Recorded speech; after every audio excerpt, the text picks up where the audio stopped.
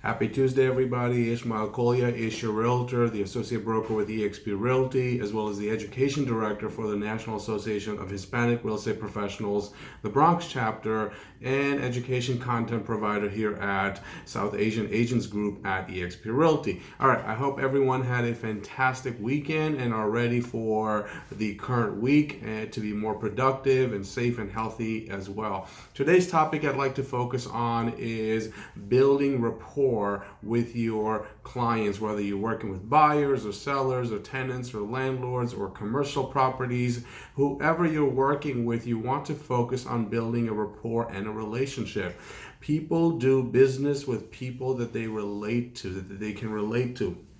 Oftentimes, what we will find is that when people are talking to buyers or sellers, they will just go through a laundry list of accomplishments that they have done, that their team has done, that their brokerage has done, and so forth. We are number one. I've done this many sales. I've been in the business for 30 years. My team is this, and my company is the biggest, and so on and on and on and on. The truth is, nobody cares, right? The clients don't really care what a great, powerful team you are a part of. What they care about is themselves, right? I heard this a long time ago.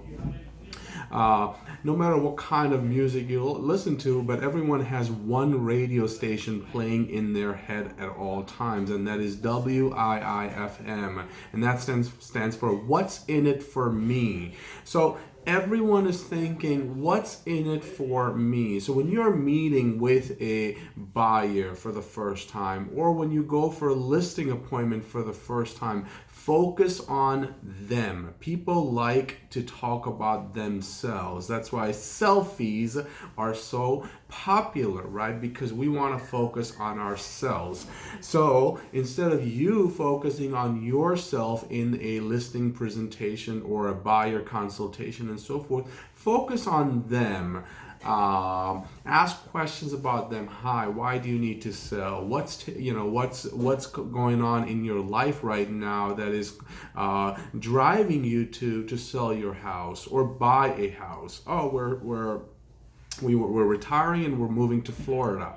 Great. Then you ask a follow-up question. Where in Florida? Jacksonville. Oh, I've been there. Lovely. My sister lives there, right? So add a little bit of your own and then continue with the conversation, focusing on them. Every 2-3 follow-up questions, sprinkle something of your own, right? How did you guys meet? Oh, we met in college. Oh, wow. What college did you go to? We went to Hunter College, right? What did you study? I studied business administration. Oh, wow. So did I, right? And so forth. Oftentimes when I go on listing appointments, my focus is entirely on them, how they met, how many kids they have, where they're originally from. We're from Puerto Rico. Oh, wow. I've been to Puerto Rico 4 times. True story. And I talk about the places that I've been to in Puerto Rico and the foods that I've eaten and the experiences I've had and so forth.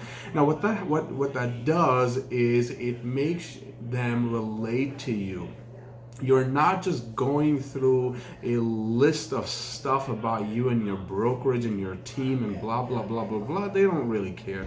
They want to know that you're a human being that they can relate to, that they can trust, and they want to be confident and comfortable that you're going to get the job done. Remember, this is the biggest transaction of their life, right? Either they're buying a house or they're selling a house, right? So they are very nervous, and they're not sure whether this agent is going to get the job done in terms of getting them into their new property if they're buyers, or selling their property in time so that they're not holding on to 2 mortgages, their life plans are on hold, and so forth. They might have another job waiting wherever they're going, and so forth. So they're very nervous about your ability to achieve those results, and the way you're going to put them at ease is not by talking about how many deals you've sold or showing them your Zillow page and what raving reviews you get and so forth. Now, I'm not saying that you shouldn't have those things. You should have those things ready in your presentation booklet, so if the question does come up to say, hey, how many properties have you sold, you can go to that location, to that page, and say, hey, here's are some of my accomplishments. This is what my clients have to say about me, and so forth. So have it handy in case the question does come up, but don't start your presentation with that. Don't focus your presentation with that. I've had listing presentations where we were chit-chatting and joking for a good hour about our trips and our vacations and our backgrounds and so forth, and then the meeting ended with signed listing paperwork. All right, at no point did the listing presentation even make a presence and get to see the light of the day. At no point do we talk about what company I'm with or how many sales I've done or what my reviews are and so forth. At no point does it come up. Very rarely will a client ask for that stuff, and then you have it ready just in case it does come up. All right.